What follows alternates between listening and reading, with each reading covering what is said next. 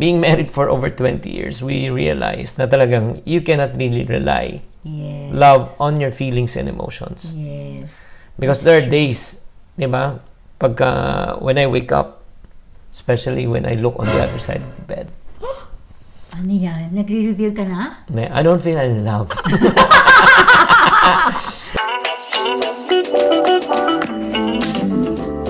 Hi there, this is Chingitan, also known as Mr. Chink Positive. At kasama ko si... Happy wife! Novi! Hala! Hala! Oh. Yes, galing lang sa sakit yan. Galing lang Oo. Mukha ba? Ni-LBM ako. May virus ako. Stomach flu. Oo, grabe naman. Buti naman, di ako nahawaan. Oo, well, anyway, thank you very much for following our channel called Happy Wife, Happy Life. Ito po yung, channel na mga nagmamahalan at the same time. Diba? Kung gusto nyo magkaroon ng talagang magandang pagsasamahan, mag-subscribe po kayo, click subscribe, and don't forget to click the bell button para pag may mga bagong videos, mano-notify po kayo agad. At ang topic po natin today is about true love. Makabdamdamdaming true love. Yes. Meron ba talagang true love? Ano nga ba ito? Lagi nating naririnig. Oo. Kung ano ba talaga yung true love? Siguro bibingin na kayo. Lahat na ng klaseng social media, tiningnan nyo kung ano ba talaga yung true love na yan. Oo. Katulad ng mga, ang ingay-ingay ng aso na yan. Oo, yung aso ko. Love ko yan. Kahit maingay. Oo.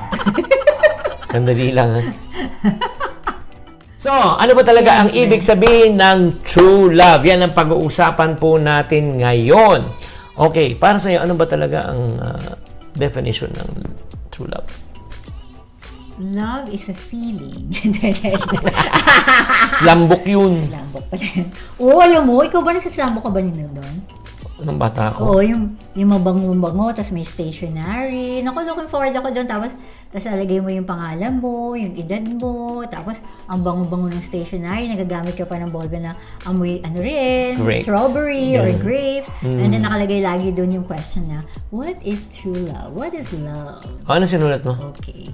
Ako no, love is a feeling. It's like a, it's like a rosary. For a mystery.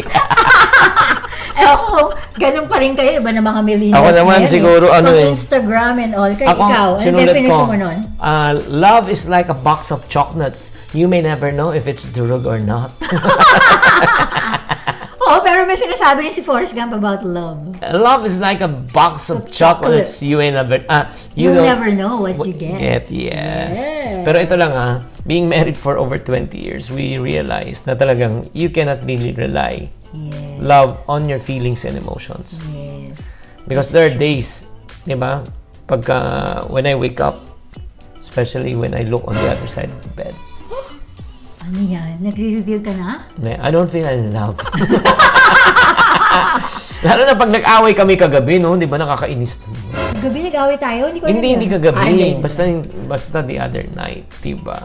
So, ito lang po, the real definition of love according to, God, di ba? On 1 Corinthians chapter 13, verse 4 to 7.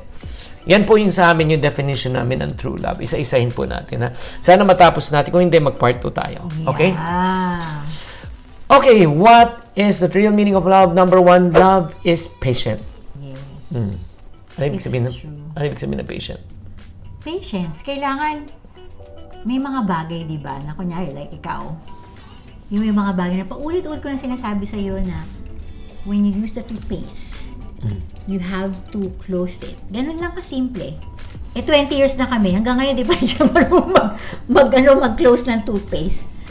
Pero sometimes, alam mo, may mga ibang friends ako na talagang, it will expose na ilang beses ko na sinabi sa'yo, na ganyan. Pero ako, I have to look it the other way. And God changed my heart. Instead of trying to tell Him every time to close that toothpaste, I will sit and down ako, Lord, magpapasalamat ako, Lord. Bakit? Na at least meron pa akong sinasaraduhan ng toothpaste. Buhay na buhay po ang tayo. Hello! Thank you, Lord! Mas gusto kong buhay siya. Kaysa, alam mo yun, kaysa mainis ako, magkaroon ako ng wrinkles and all. No, kidding aside, but it's true. Binago muna ako ni God. So, naging patient ako in that area. But, hindi lang yun yung area yun eh. So, madaming bagay na kailangan maging pasensyoso ka, I'm sorry. In spite of the things na Ano ba tayo mga babae especially, may mga bagay tayo na gusto nating mangyari. Or meron tayong binivisualize na kailangan ito yung mangyari. Or ito yung perspective mo na dapat ito yung gawin ng asawa mo. But at the end of the day, we need to instill that patience within us. Okay. So, if love is patient, for me, love is kind. Yun. Kailangan So talaga. that's the second Oo, definition of love. kasi parang ano nga, sa totoo lang. There's a tendency that we take things for granted and take the people that we love for granted.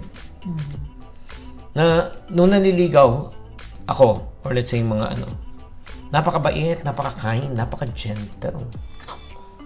Nung sila na, wala na. Lumabas na yung monster. Hindi na kind. Alam mo kasi it's unfair, no? Unfair in the sense, honestly, nagustuhan ka ng misis mo. Dahil nga, maginoo ka, magalang ka. Pero nung kayo na, nawala na. It's true. Di ba? Parang it's unfair. Parang you cheated. You misrepresented yourself. Or siguro talaga yun talaga yung ugali niya. Pero Doon pa. Pero Next post na lang nung nag-asawa siya. pero ba't Yung mga ganun. ba't di naman pinakita nung nanliligaw? Kasi nga, merong image Ayun para nga. makuha niya yung girl. Pero yun nga, ang importante talaga na kahit na galit ka, inis na inis ka, talaga pigilan mo yung sarili mo na maging bastos. Pigilan mo yung sarili mo na maglabas talaga ng sama ng loob. Bakit po? Kasi it will hurt other people eh. We have to be kind and gentle. Oo, yung simpleng lang, yung alam mong may dinadala na madaming dala yung asawa mo. You just pick it up and carry it with joy. Yung mga ganung simple lang. May mga bagay na alam mo na puyat yung asawa mo, kaka-take care ng mga bata, hindi siya makagising ng maaga, make her some breakfast. Yung gano'n lang simple. You don't have to be feeling natin kasi pag yung kindness always token, you have to give gifts or something like that. But those little things are important to your wife. And sa husband mo lang, give him space. You don't have to always tell him what to do. Alam mo yun? Sometimes kailangan nilang magbuelo. Sometimes kailangan mo na, mahal, go with your friends. Spend time with them. Alam mo yung ganun? Ito lang paalala ko lang na po, no? Once you're angry, once you're frustrated, once you're disappointed and sad, it doesn't give you the right to become rude. It's true. Yun lang. Paalala lang, ha? Paalala lang. Ano yan? Hindi, pinapaalala ko sa kanila. Pero sometimes kasi hindi mo maiwasan maging rude. You need to be also kind enough na aminin mo na naging rude ka. Ayun, yun. Tama na. Ooh! Let's go to number 3. Love does not envy. Ayan. Ano yan? Actually, hindi ko alam yan. Hindi ko masyadong maarok yung envy. Kasi Envy, ibig sabihin yan is inggit, di ba? Hindi? Or panibugho. Wow! Hindi ko alam yung panibugho. Yeah. Kasi, wala. Siguro ito lang yung nakikita ko sinasabi siguro sa baba. Jealousy. Bible. Jealousy Oo, yan. kasi, like ako, if Chinky, well, it's true that he's more really confident than me. He earns more money than me. Alam mo yon, sikat siya talaga. And I'm happy for him. I cannot compare myself. If his achievement is also my achievement. I think that's how I see it, no? Bilang mag-asawa.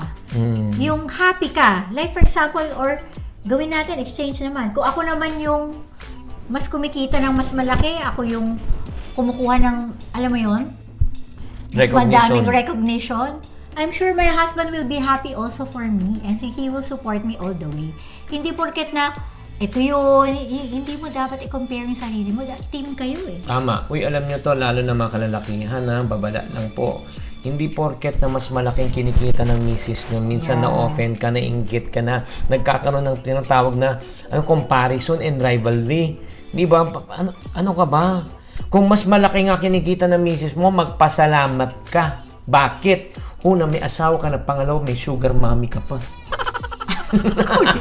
Diba? Ako gusto ko ng ganun setup, no? Sana ikaw mas malaki kinikita. Ako naiintindihan ko naman kayo guys in that end. Siyempre, meron tayong, alam mo yun, Ego. pinalaki tayo. Hindi, saka pinalaki din tayong mindset na parang dapat ang lalaki, ganito, or dapat ganyan. You have to reject that because it's not true. Mhm. The goal is you need to be joyful with one another's achievements. It's not, there's no competition between you. Walang ganun. Mhm. God had created you together to have that certain qualities, and God is using that to be able to be a blessing to others and to be a blessing to your kids. Not to, prove na ako mas magaling at ikaw hindi. Hindi yun. Yes, it's Yan not, always remember, marriage is not about competition, but it's all about completion. You complete one another, you don't compete with one another. O, diba? Hindi mo ba na-realize na kaya binigay ni God sa'yo yung asawang niyan? Ako, I realized that. It's because that's one way. Like ako, I do not know how to spend my money. He gave me a husband who knows how to handle money so that I can be guided. At inaamin ko yun. And I'm grateful for that. So 3 things already we talked about. Number 1, love is patient. Number 2, love is kind. Number 3, love does not envy. Yeah. But however, right now, we're gonna pause. We're gonna pause right now. Ang gagawin po natin, medyo mahaba na po. Ang good news, may part 2. May part 2 tong what is about true love. Uy, kung nagustuhan nyo tong pinag-uusapan po namin, please, number 1, click like. Click like, yun na lang po hiningi po namin. Number 2, share po sa mga ibang tao. Number 3, comment lang naman kayo. Para sa iyo, ano ba talaga sa iyo ang true love? Are you patient? Are you kind? Do you envy? Yeah. Sulat nyo. Kung kayo naman impatient kayo, you're unkind at the same time, you're envious, share why, bakit. Sulat nyo ulit sa comment box. For now, we're gonna tune out muna, pero may part 2 po. Panoorin nyo po yung part 2 sa loob po ng description box po yung number 2. I-click nyo po yung number 2. Again, thank you very much for watching our channel. Happy Wife, Happy Life. Siyempre, sinasabi ko parati, kapag may happy wife, meron kang Happy life! yes, bye. Bye.